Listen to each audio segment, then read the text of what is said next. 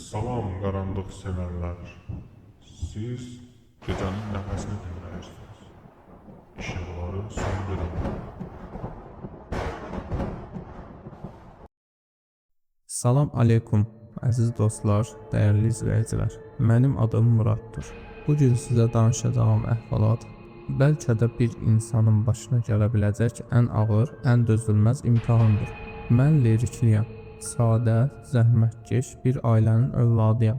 Həyatım boyu taxta yonmuşam, mebel düzəltmişəm, amma taleyimi özüm yonub düzəldə bilmədim.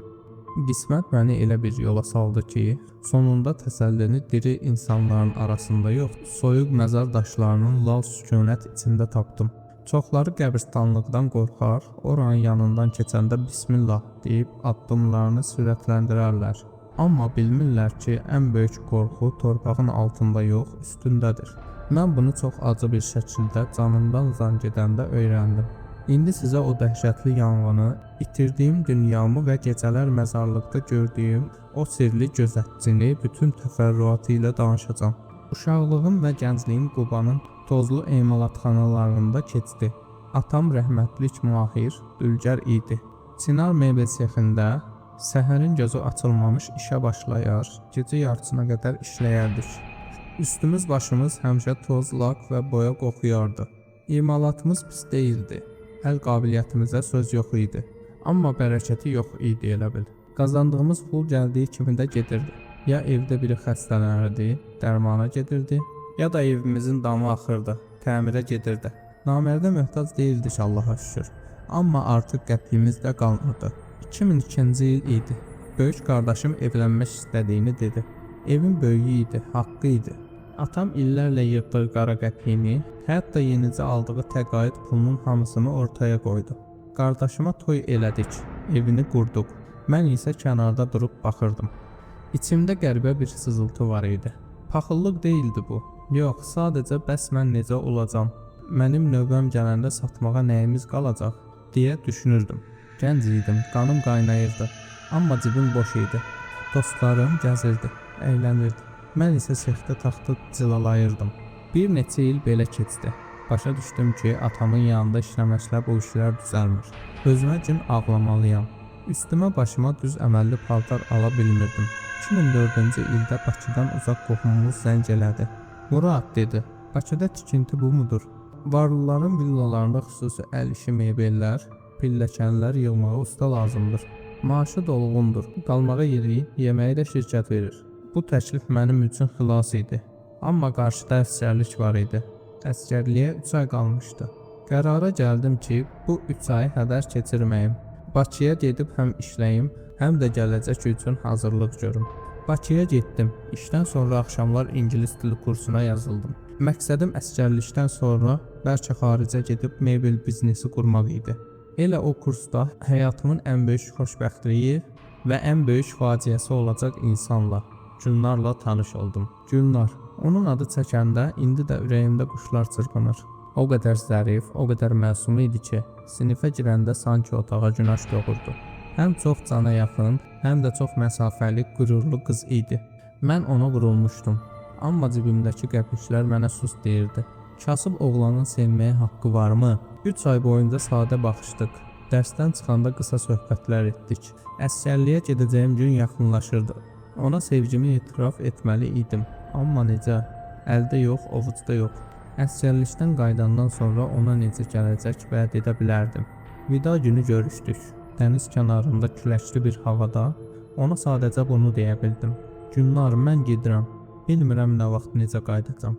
Amma səni sevirəm. Məni gözləyirsənmi? O da iri qara gözləri ilə mənə baxdı, gülümsədi və gözləyərəm Murad, sən sağ-salamat qayıt. Mən səni gözləyəcəm dedi. Və o məsafəli qız gəlib mənə sarıldı. Həyatımda ilk dəfə bir qızın istiliyini, qoxusunu o an hiss etdim. İçimdə elə bir ümid yarandı ki, dağları devirərdim. Əsgərlik illəri Murad dağda xidmət etdim. Hər gecə yataqda uzananda günləri düşünür, xəyallar qururdum. Məktublaşırdıq. Onun hər məktubu mənə bir nəfəs olurdu. Əsgərlik bitdi.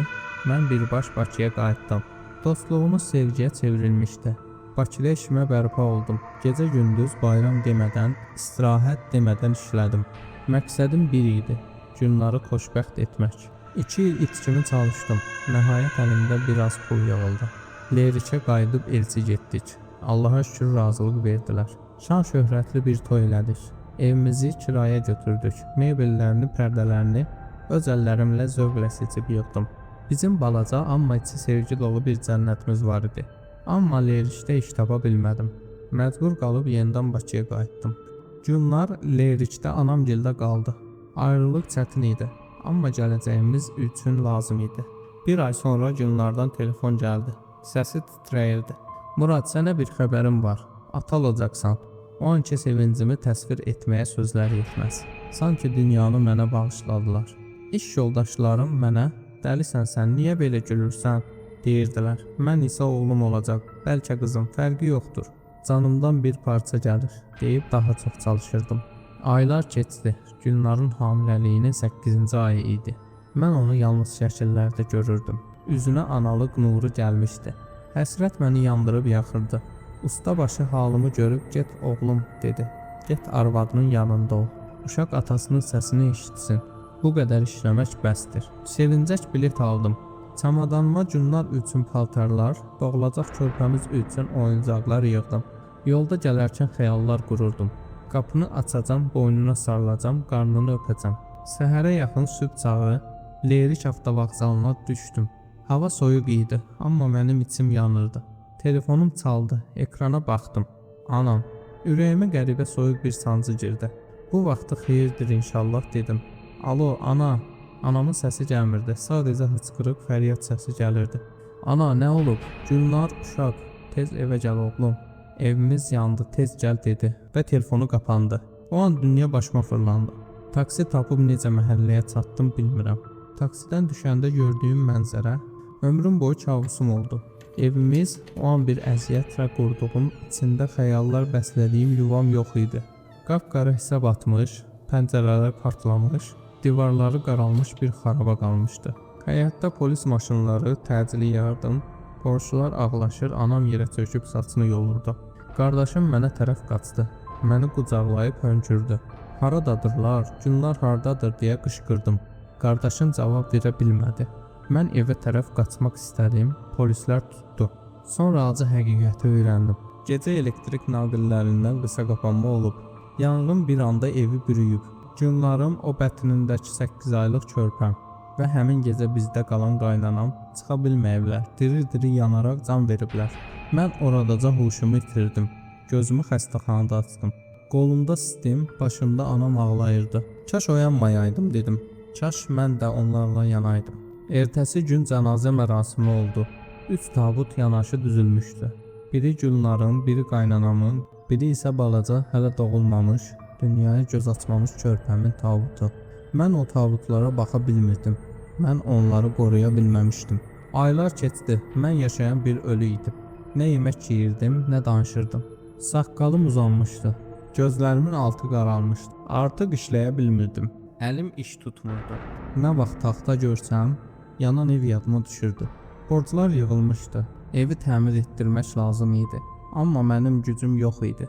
Nəhayət bələdiyyədə işləyən köhnə bir dostum halımı görüb, Murad dedi, sən insanların içinə çıxa bilmirsən. Başa düşürəm. Gəl səni şəhər məzarlığına gözətçi qoyaq. Maaşı azdır, amma sakitçilikdir. Başını dinləyərsən. Həm də Gülnarın yanında olarsan. Bu təklif mənə göydən düşmə oldu. Olar dedim. Onsuz da ürəyim orada, o soyuq torpaqda qalmışdı. İşə başladım. İlk günüm çox ağır getdi. Gülnarın məzarının yanına getdim. Qara mərmər daş üstündə şəkli gülürdü. Yanında isə kiçik bir təpəcik, balamın qəbri. Torpağı qucaqlayıb saatlarla ağladım. Bağışlayın, sizi qoruya bilmədim dedim. İş yoldaşlarım var idi. Samir və Seyid kişi. Samir gənc, biraz qorxaq oğlan idi. Gecələr tək qalmağa qorxardı. Seyid kişi isə 60 yaşlarında, saçı saqqalı ağarmış, nurani, amma çox danışmayan, sirli bir adam idi. İllərdir burada işləyirdi. Gecə növbəsində qalmağı özü seçmişdi. Seyid kişi bir dəfə mənə dedi: "Oğul, burada işləmək çətindir. Dirilərin dərdi bitmir. Ölülərin isə sükutu adamı dəli edir. Amma bura bir məktəbdir. Burada hər kəs bərabərdir." Bir ay sonra məni gecə növbəsinə keçirtdilər. Gecənin zülmətində minlərlə məzarın arasında gəzmək, külək əsəndə ağacların xışıltısı sanki pıçıltıya dönürdü. İlk gecə fənərlə ərazini gəzirdim. Qəbir oğrularına, narkomanlara qarşı diqqətli olmalıydıq.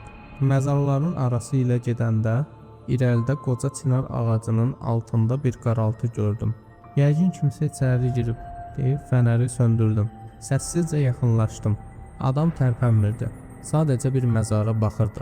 Tam yaxınlaşacaqdım ki, o qaraltı bir anda göz qırpımında yox oldu. Sanki buxarlandı. Gözümə göründü. Yəqin yorğunam dedim. Bir həftə sonra gözətçi daxmasında oturub çay içirdim. Pəncərədən məzarlığa baxırdım. Çöldə tam ay var idi. Ətraf süd kimi ağarırdı.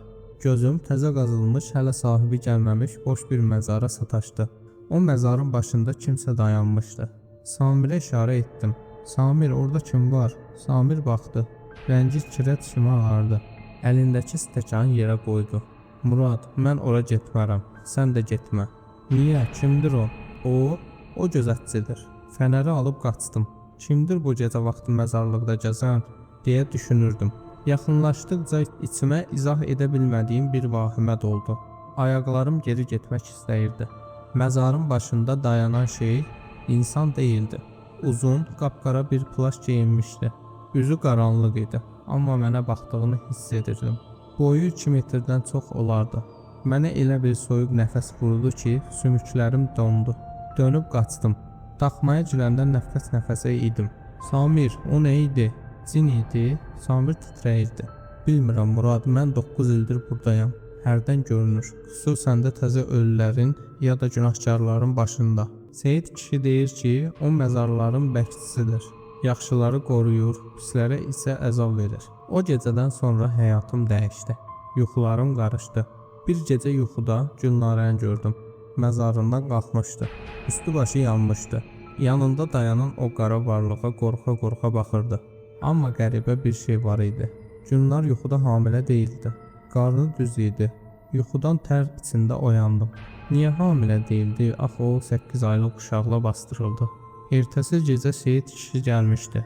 Ona gördüklərimi, yuxumu danışdım.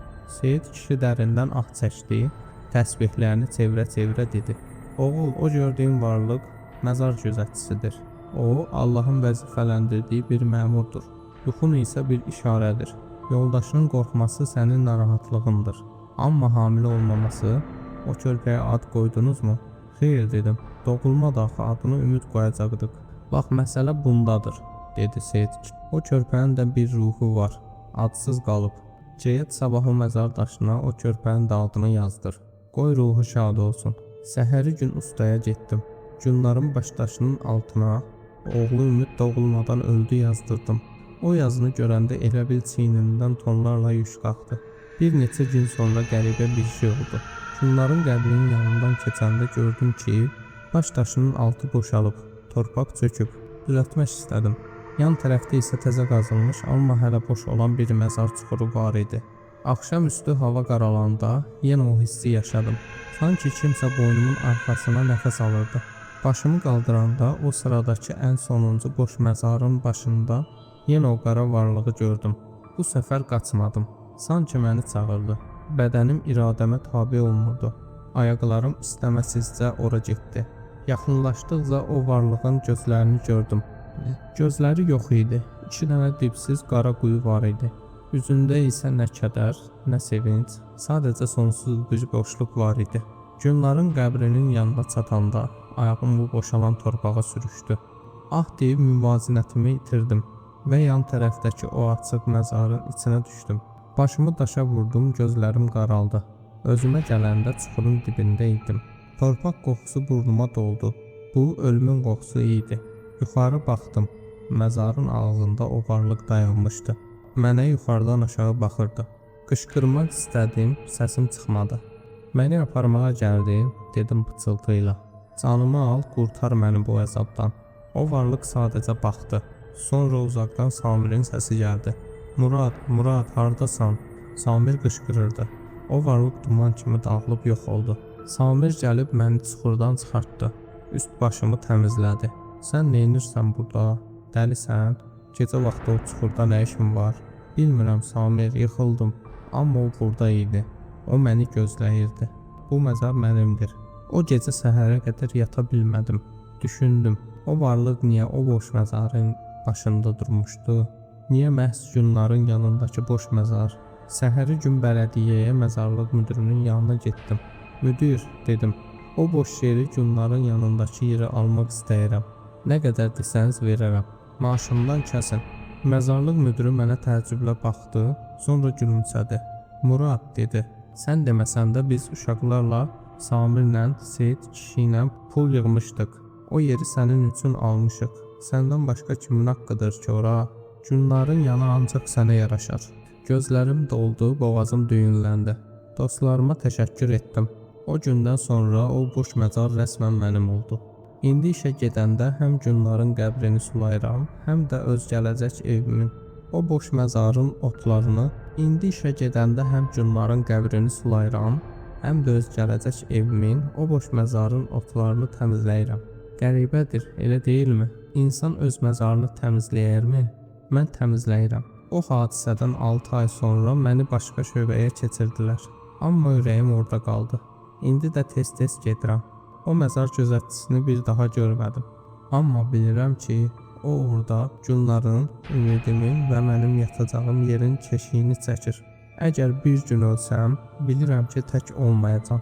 Günların, oğlum Ümid və o sadiq gözətçi məni qarşılayacaq. Mən ölümə hazıram. Çünki mənim üçün ölüm ayrılıq yox, vüsaldır. Hekayəm bu qədər dostlar. Allah heç kimi sevdiyi ilə, xüsusən də övladı ilə imtahan etməsin. Gecəniz xeyrə qalsın. Bəli, əziz dostlar, bir insan həyatının necə bir anda dəyişdiyini şahid oldunuz. Sizcə Muradın gördüyü o varlıq nə idi? Mələk, cin yoxsa sadəcə onun vicdanının səsi? Fikirlərinizi şərhlərdə yazın. Videonu bəyənməyi və kanala abunə olmağı unutmayın. Gələn qorxulu videolarda görüşənədək qapınızı kilidli saxlayın.